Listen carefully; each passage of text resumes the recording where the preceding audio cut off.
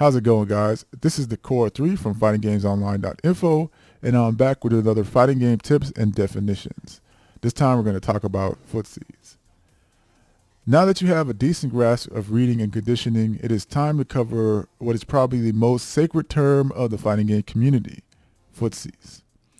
There's going to come a point where both you and your opponent are basically going to be at somewhat of an equal footing in terms of knowledge, and so it's going to take a little more technique, and you'll most likely end up in a game of footsies with your opponent. The basic idea of footsies is to get your opponent to react within an optimal range where you can attack. So the first basic technique of footsies is to step in your opponent's attack range, basically, and then step out of their attack range, right?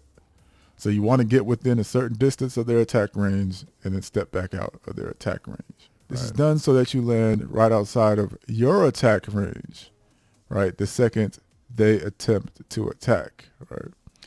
As a result, the opponent will miss, or what we often call in fighting games, whiff their attack, giving you the opportunity to punish with an attack of your own, right? You will definitely have to practice or gain experience with finding out each character's optimal range of attack.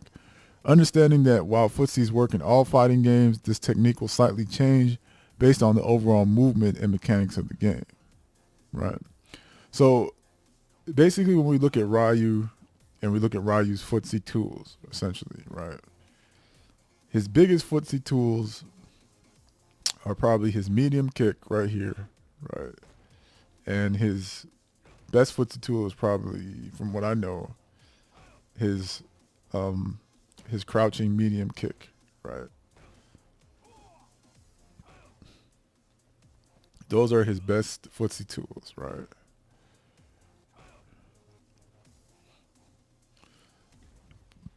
So essentially, once again, I'm trying to get into an optimal range where basically I'm stepping in and out the optimal range, and basically what I'm trying to do is essentially land this land this right here within that range, right?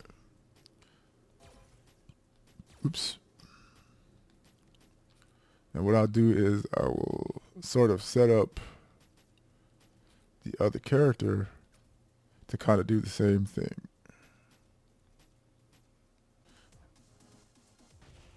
And so you kind of get the idea. You want to basically step out of their attack range and basically try and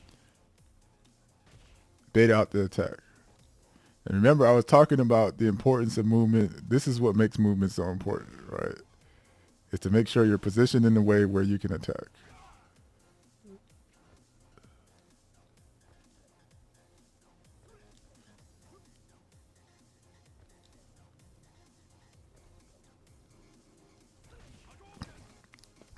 Essentially, that's what you're looking for. You're looking to get within the optimal range, basically to bait out his attack. And of course, this does take a lot of practice, as you might have already seen.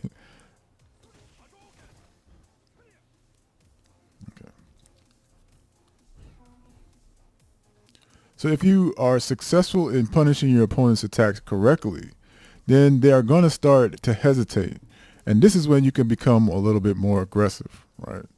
Essentially, you have conditioned them not to attack as aggressively, and this will enable you to now walk in and throw the opponent, or basically apply pressure through weak normals, right? So, once you've basically established that, they, oops.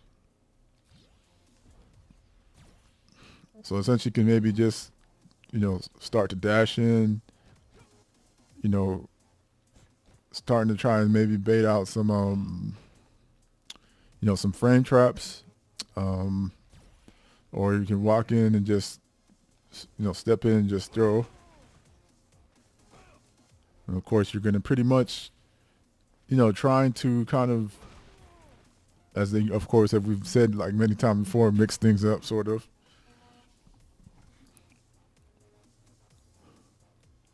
So, of course, you can just basically easily be caught up in a trap, right? In terms of footsies, they can basically see, they could say, well, you know what? I'm going to make this guy believe that, he has me conditioned. I'm going to go ahead And then of course when he comes in to try to do a throw, or if he, you know what I'm saying, hopefully that's, mostly I think that would probably be the most hopeful outcome, or if he tries to come in with me with a close attack, I'll attack before he tries to come in, right? Sort of thing, right? And so it really is sort of like a gamble, right? And that takes a lot of confidence, and willingness to commit. It takes a lot of, knowledge of your opponent's attacks, a lot of knowledge of your own attacks in terms of committing to that sort of, that gameplay. All right. So mastering footsies is basically the highest level of space control, and some of the most legendary players agree that if you become good at footsies, you are well on your way to becoming a fighting game master. That's it for this video. Take some time to think about what your best attacks are for footsies. While it's recommended you fight with the real opponent, it's somewhat possible to recreate the same scenarios in the training room as well. And I'm going to leave an additional link in the description to somebody who basically shows you how to use it for Street Fighter V in the training room. All right. So this concludes our chapter for the heart. In the next few videos, it's time to get physical as we get into the final chapter, the body.